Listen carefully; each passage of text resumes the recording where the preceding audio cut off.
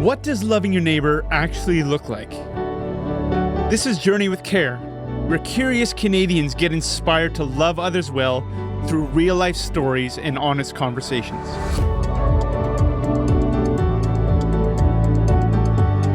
All right, we are back for our third episode in this series with my adopted daughter, Danika. The first episode, we talked a little bit about your story growing up, what it was like living with your dad who suffers with PTSD, how that's affected you as a child. Also just your school and home situation and how you transitioned into Bible college. And then for that second episode, we talked about from Bible college to the internship into joining our family. And that's where we kind of ended off, where I got to walk you down the aisle at your wedding. And you have unofficially... I'm an undocumented daughter. Yeah, that's it. You are our undocumented daughter, but as official as can be. Yeah. So now we're going to go into that a little bit, what it's like navigating being an adult adopted into a family, both from my perspective and from your perspective. So first off, some of our listeners might be asking, well, what do your parents think about you being adopted into a family? Well, my dad's the easy answer. He doesn't know. And it happened. And because it was so natural, I kind of neglected to let my mom fully know about it until like a month before the wedding. And she took it well. It was tricky, but she just wanted to know you guys and get to know a little bit more about how it happened. And so she and I have had like several conversations about it, and she's really thankful for it. Because, like, you know, she's walked me through it and she's seen the pain. She's watched it. And so she's really grateful and very thankful that I have this and that, you know, God's answered that prayer for me. Because it's just like she's been there the nights that I've just absolutely been wrecked. And was really, really grateful, especially because I had this when my dad did what he did. Because it's allowing me to heal. And so after we had a conversation and explained it, like, it's good. And right before the wedding, I think we sat down with your mom for maybe a lunch or something. Because she's like, I want to know who's walking my daughter down the aisle. So that was interesting. Yeah. My mom, like, she also has people that are like family to her too. So like she really gets that understanding and has said, like, sometimes family's blood and sometimes family's just who you pick and who the Lord gives to you. So my sister was like, cool. Have they noticed any difference in you since you've gotten married? Yes. They're both really thankful for Jaden. I mean, like, it's helped, and they've just noticed more confidence and more, I know who I am, and I'm not ashamed of it anymore. And that they've just noticed an increase in just that I'm happy. It's like we live a province away now. It's like, it's not just because I'm sad and don't want to talk, but it's actually just because I'm just doing things that take up my time, and it's been really good, and they're really excited for me. Okay, so how long have you been married now? How long has it been? We got married July 30th, 2022. So a year and like a half, I think. So you're still technically newlyweds, I would say. Technically, we're newlyweds, yeah. We're coming up on our second year this July, so. So it's been, again, like you felt like family before then, part of our household, but we kind of made it official once we walked you down that aisle. Yeah.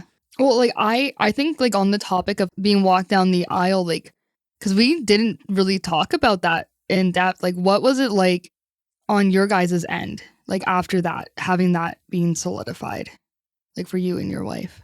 Yeah, that's something that we still navigate. I mean, my wife has taken a long time and she's getting way better at this. And I am too. Like when people ask us about our lives, about our jobs, how many kids do you have? The answer for the last, well, I guess 13 years has always been, oh, we have 3 kids. But now we're just getting used to, and I think it's becoming way more common for us to say, yeah, we have 4 kids. And then they ask what their ages are. And that's always interesting because when we get to our eldest is 24 years old. Yeah. And they're like, I'm like, but how old are you? Like, it's complicated. Yeah, right. That's always the answer. It's always the answer. But we are proud to say we have 4 kids, and we are proud to have you as part of our journey and our story. It's brought excitement to our lives. Even the fact that you're going into social work, just it's another child that we can be proud of for what she's accomplishing.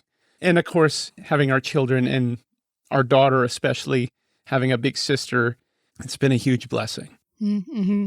We talk about how he brings the lonely into families, but he also brings the lonely for the family, I believe.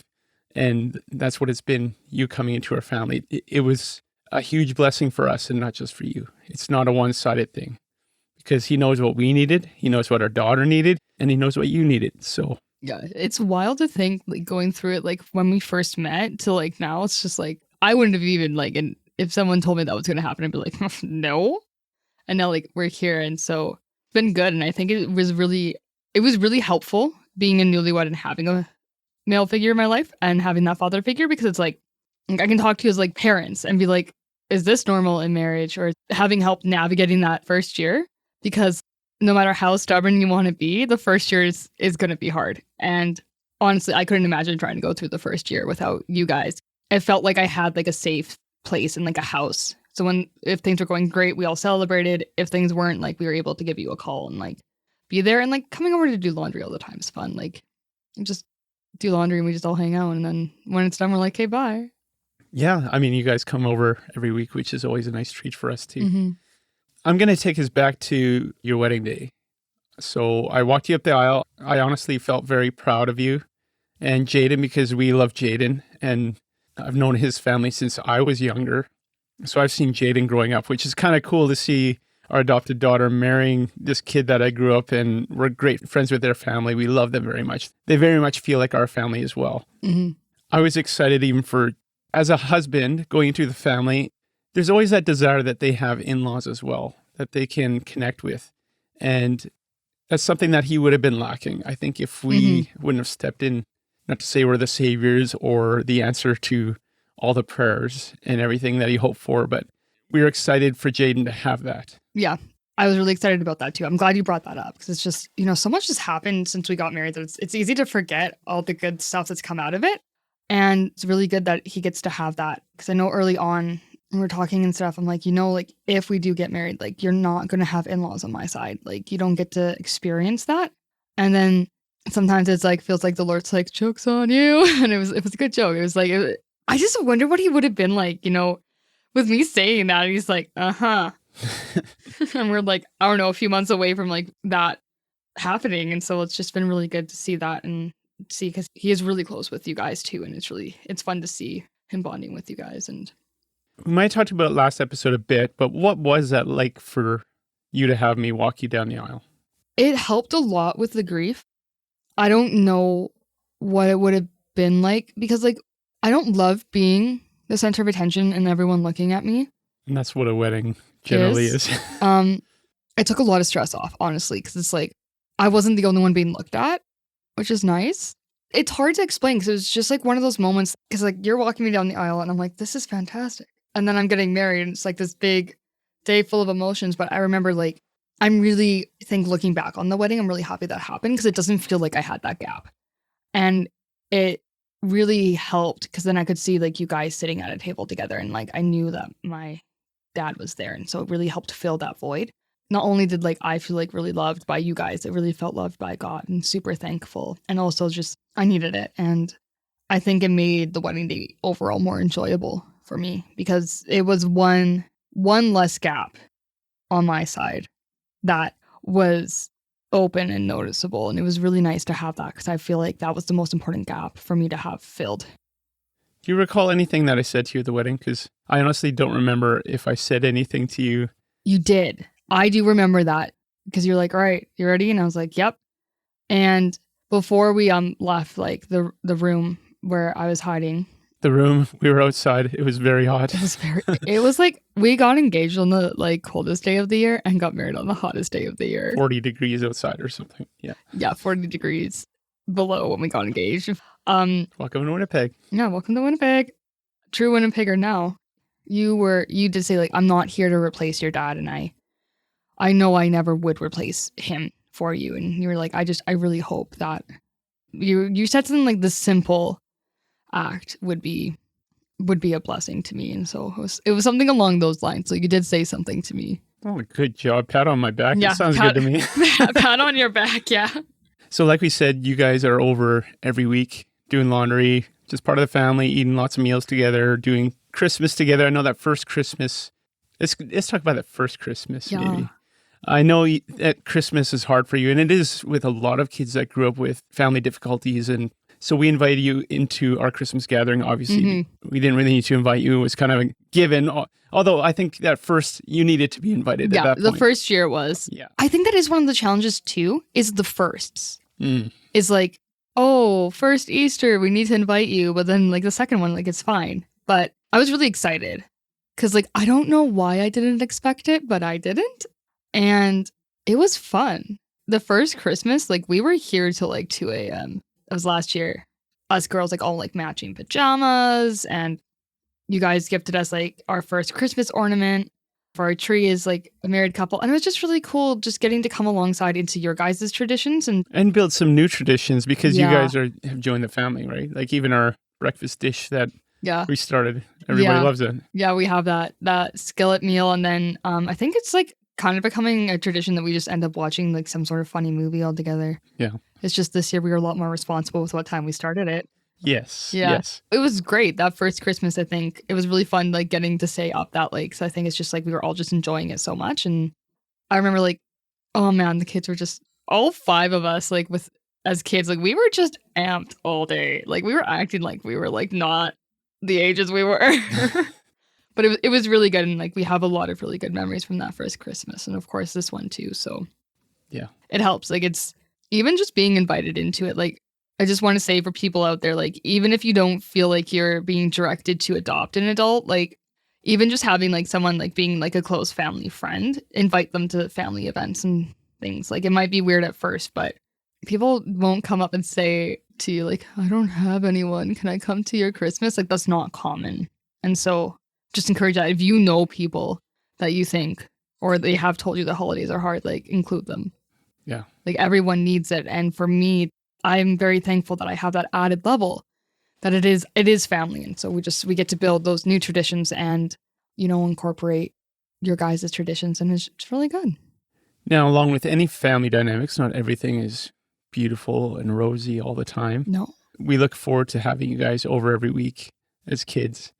Like anything, like sometimes having people over, it's sometimes uncomfortable because it disrupts sometimes just chilling some nights where, okay, they need to sit and have conversations. Yeah, yeah. But that's just part of life. That is part of life. No, but it's any family, like it's challenging. Like there's going to be nights as parents that you're going to be like, you want to chill. I would say like in the last 6 months, that challenge just started reducing. Like now we just sometimes just come over and we just do our own thing. Yeah, it feels like there were some expectations in the first little while to really set those family dynamics. Okay, Jaden and Danika are coming over. We need to make sure we set time aside to have conversations. And that's good. Yeah. You got to have that. But it feels like it's starting to become natural now. Yeah. That you're just family. You can walk through the door and just hang out and be who you are. Yeah, yeah. It's also challenging for us sometimes, like coming every Monday. Like I have my practicum placement Mondays.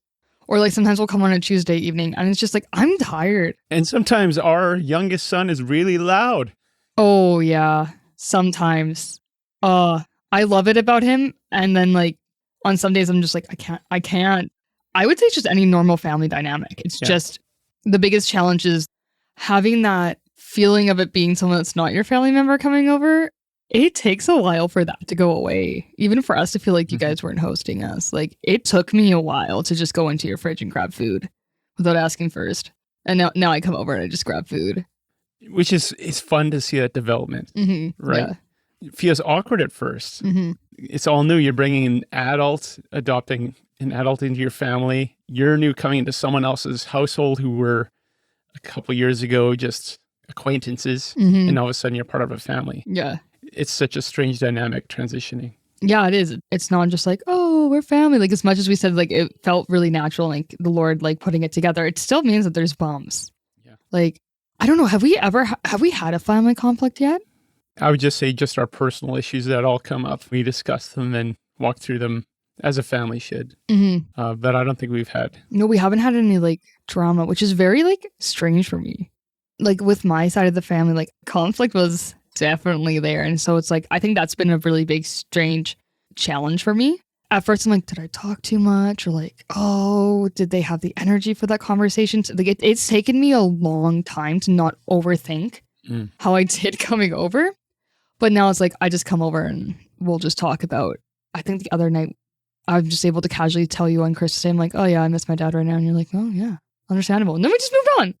But it's like, yeah, that was like a big challenge for me. Learning what family is again. Also like finding where my place is in the dynamic. Yeah, because there are some differences too.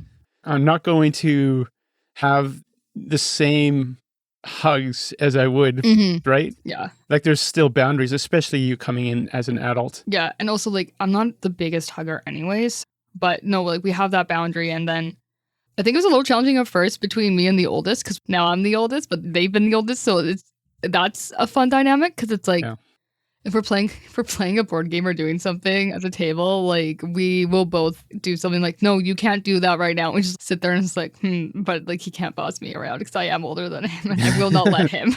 He needs that humbling though. I humble him, but it's been really good. I think the biggest challenge is just having that relaxed feeling coming. I don't know if that's a word I think would be good to explain it. I don't know about you. Where it feels like you're not just safe as an individual, but you're safe coming into our house, feeling like you're part of the house. Well, like I actually feel like a kid again.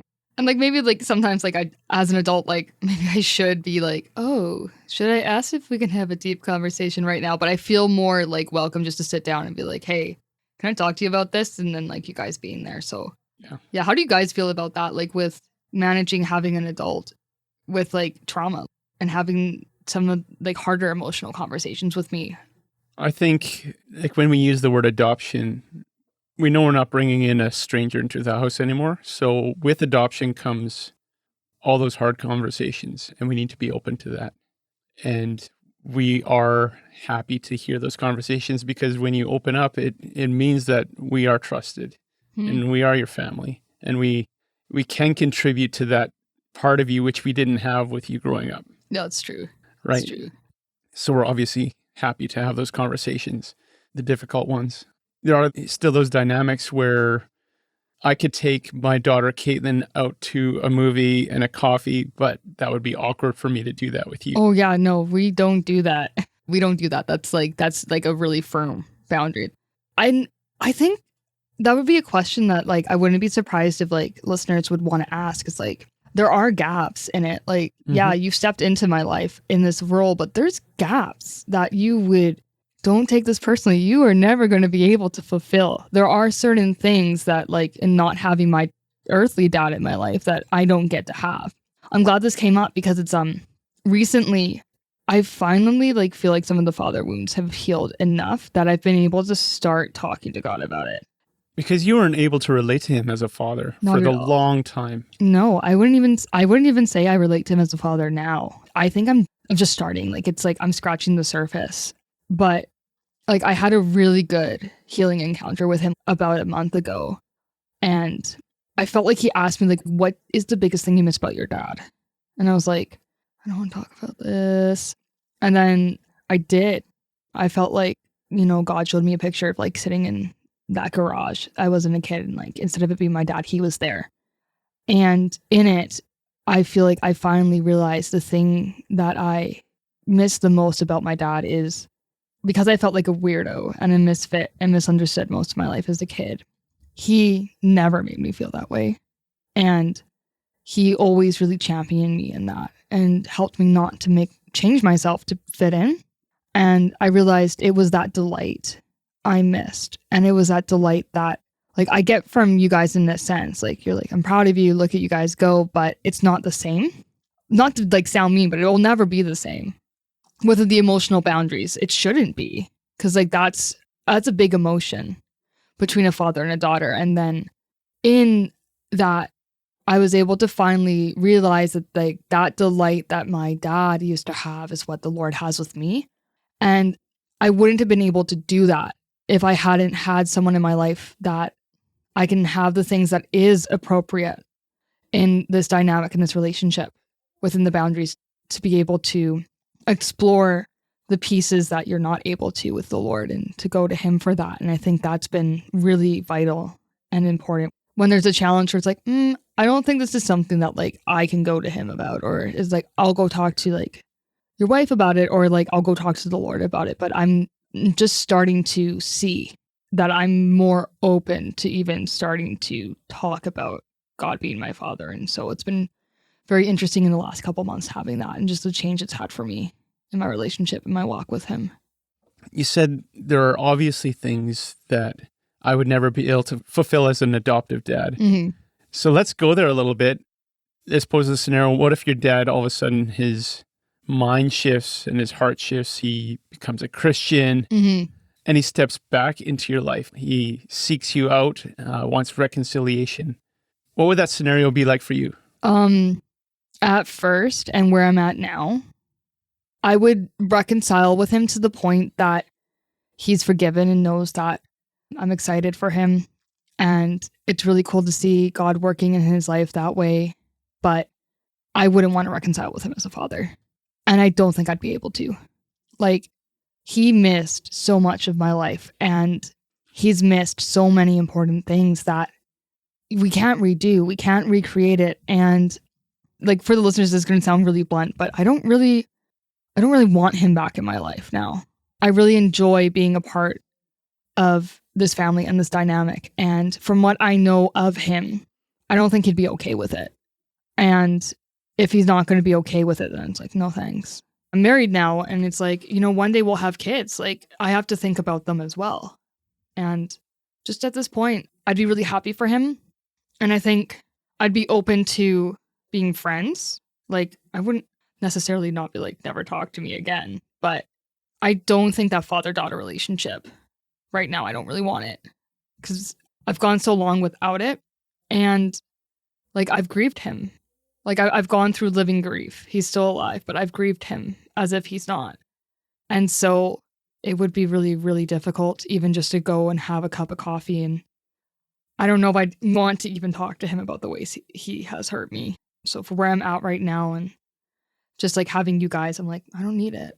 And of course, I want him to become a Christian. I want to see him healed. Like, and I also know for myself, I might never be ready to have him again in my life that way. And I think something I'm starting to reconcile with me is like, that's okay. I can still want him to be a Christian and to be healed, but also accept the fact that he's not really my dad in that relationship sense. So that's currently where I'm at with it. And I feel like that would just be my response in the beginning, is like, you're not my dad. And I need to get to know you, and you need to get to know me. And so I think it would be more of a friendship dynamic that would come out. I don't even know, because like, I don't know him without any PTSD. Like, if he was completely healed, he'd be a complete stranger to me. It would be weird. So yeah, that's where I'm at with it currently. I mean, I'm sure a lot of our listeners all have a bunch of different thoughts on what you just said. And that's fine. Yeah. They're not in your situation. No. And we have some of the tough, difficult conversations on this podcast, and not everything is always rosy, even the way we think, right? But like you said, you hope for restoration. You hope he finds Christ, because that's where he's going to find ultimate fulfillment. That's where he's going to find healing. But I mean, scripture talks about leaving and cleaving from your parents. And you have a spouse now too, right? Your life is shifted and changed. So the dynamics are just... It's complicated. And I mean, I'm sure there will be listeners that will be like, oh, maybe you could have a father relationship. I'm like, I'd just be fine being friends with him, honestly. Like, just to talk to him every once in a while. But I've got the Lord, and like, I have your guys' family. And it's like, I think that just really shows how life-changing and how vital it was to be able to be adopted into a family in this way, and just see the Lord walk that out, where it's like, no, I would rather like continue to pour into my siblings now, and like you guys as my parents. And if my dad can't accept that, then I think my answer would be different. But that's where I'm at with it currently, and everyone's different. And I don't know what the Lord's going to do with him. He might become a Christian and get radically saved, and then just decide to not contact me out of love, just to not put me through that difficult situation and those difficult conversations. And okay, I'm going to shift the conversation a little bit here, because we're still early on in this journey. You've officially been adopted for about a year and a half. Yeah. Undocumented. Yeah, undocumented. We know you still have a relationship with your mom and your sister, and like as adopted parents, we know you have someone else that you still call mom and another person you call sister, and we want to honor that. Have you found it difficult to be able to honor them in being adopted into another family? That's a really good question. The wedding had some dynamics that were tricky, and there's grace, but I think like a way to show honor, because it's early on, like my mom hasn't been out to visit in Winnipeg since the wedding, and like an event that will be coming up that she probably will be here at the same time as when I do convocate with my degree.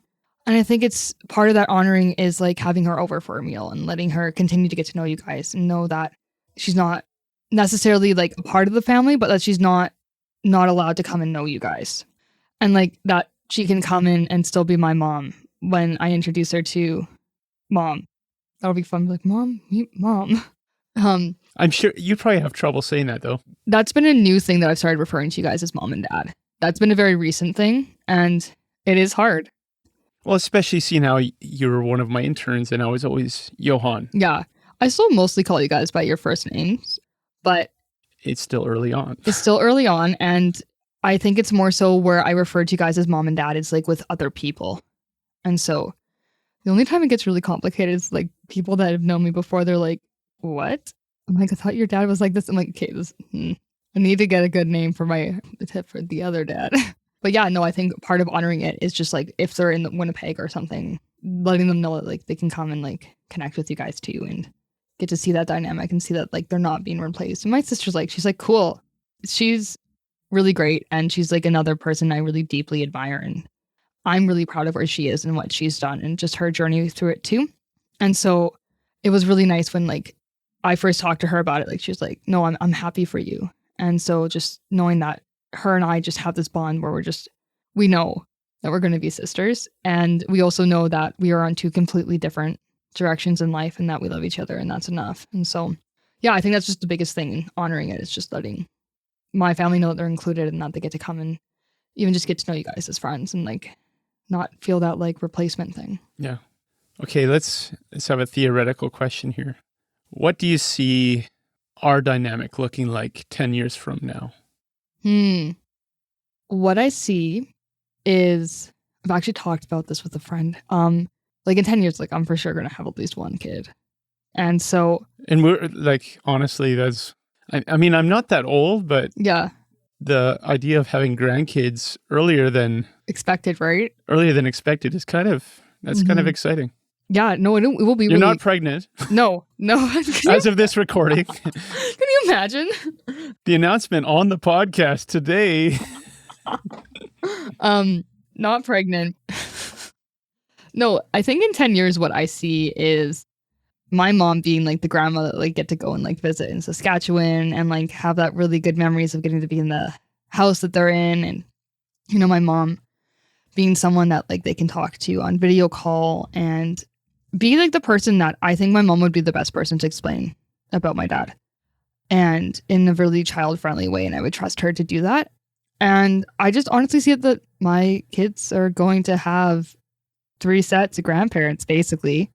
And I'm really excited for that because I thought my kids would only have the 1 set and then they would feel that gap and that lack. And instead, they just get to feel more richness and more fullness. And so I really see it being like, not necessarily that my mom would be a part of the family, but I do eventually see her being like friends with you guys and having a dynamic that like there might be challenges and probably conflicts on that side. But I could really see from what I see now with the hearts and stuff, especially when kids get involved, you know, I just really see it being like very rich and very full and no gaps. Like it's going to be good and it's going to be a really good testimony. And something that like my kids get to inherit is that they're going to have like 3 grandmas. And I think that's just going to be so cool to have 3 really awesome women in their lives that they can look up to. And I mean, it'll be great for Jaden and I too. Like we're going to have a lot of support. So if we need to like go and have some time just to connect by ourselves, like someone will take the kids. And so I'm really excited to watch that. I think that's what I'm most excited for in 10 years. Because my mom does desire friendship with you guys and like knowing you. And I know she did feel like accepted by you guys and like included. And so I'm just really excited to see what God's going to do with that. And there is a generational blessing that starts with you being adopted in, right? Mm-hmm. Is those kids don't have to grow up not having the grandparents. Mm-hmm. 10 years from now, like it'll be, they will have grandparents from the day that they're born. Mm-hmm. I think it'll also be really cool because like in 10 years, like I'm sure one of the sibs will be married, maybe two, possibly all three. Possibly. And like, who knows? Like we might even have like cousins at that point or be like close to having cousins. So it'll just be really, I think it'll just be beautiful and really rich and like really like just show God's goodness, honestly. Cause like the only reason you can explain it is that like this is something that God has done and it is good and it's for his glory. And like I said in the first episode, that's what got me through the hard stuff. Is just, I just need to love God and he's going to figure it out and it's going to glorify him. And in 10 years, I think it's really going to be that. I know for me, when I think 10 years from now, I got a big smile on my face on the inside when I think about 10 years. Yeah. I don't know. I think about the Bible verse, Psalm 127, sons are a heritage from the Lord and children a reward from him. So, I mean, you're a daughter, but eventually probably there's some grandkids, maybe some grandsons in there. But I just feel like you are part of the reward the Lord has given to me. And 10 years from now, I get to see more fruit of that. And walking through more experiences with you, you and Jaden feeling more and more comfortable to call us mom and dad. And Corey and I feeling more confident when we say we have 4 kids. Just going through those trials and those awesome times where we are just comfortable with that.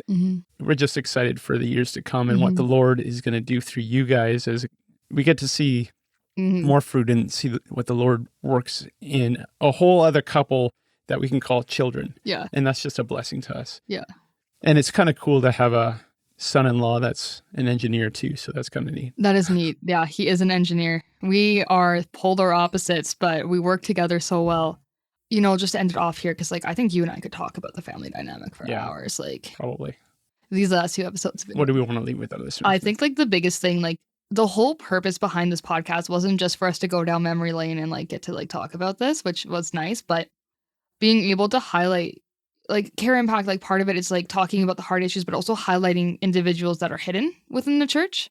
And I think, in my opinion, that there are many people who either have disconnected relationships with their parents or even grandparents, like honestly, and are missing that. I just really want people to know that it's okay to explore that, especially when God's leading, because you can set the appropriate boundaries that work for you. And it's just a way, like you said, to like bring more richness, not just to the lives of those that are being adopted and those that are coming in, but also to those who are doing the adopting. And so I just really would want to encourage listeners that it is scary and it's challenging, especially in the beginning. But it's worth it. But it's so worth it. And it was so life-changing for me. And so not like don't go ask people, be like, do you have a dad or not? But like, I really want to put the spotlight on people who are fatherless or motherless, or like even those who just have lost grandparents, even if they were great, but like you're just missing that gap and you really want to have that again. Like, don't be afraid to ask the Lord for it. And don't be afraid the Lord moves you into a place that you get to do that for someone else. And I just think it's a beautiful thing to explore, like, you know, spiritual adoption and like that stuff, because the Bible talks about it. And, you know, like Romans would just pick up abandoned babies off the street. There you go, new kid. And so it's rich and it's full and it's scary, but I'm pretty sure that's a really good definition of God's sovereignty. Is it's rich and it's full and it's terrifying, but everything works out for his glory and for his goodness. And so let him put a spotlight on people that might have been told that this is inappropriate once they turn into an adult. But the good thing about adult children is talking about boundaries and stuff is a lot easier, and it's good. I'm just going to end it there because that's a good mic drop. Thank you for joining another conversation on Journey with Care, where we inspire curious Canadians on their path of faith and living life with purpose in community. Journey with Care is an initiative of Care Impact, a Canadian charity dedicated to connecting and equipping the whole church to journey well in community. You can visit their website at careimpact.ca or visit journeywithcare.ca to get more information on weekly episodes, Journey with Prayer, and details about our upcoming events and meetups. You can also leave us a message, share your thoughts, and connect with like-minded individuals who are on their own journeys of faith and purpose. Thank you for sharing this podcast and helping these stories reach the community. Together we can explore ways to journey in a good way. And always remember to stay curious.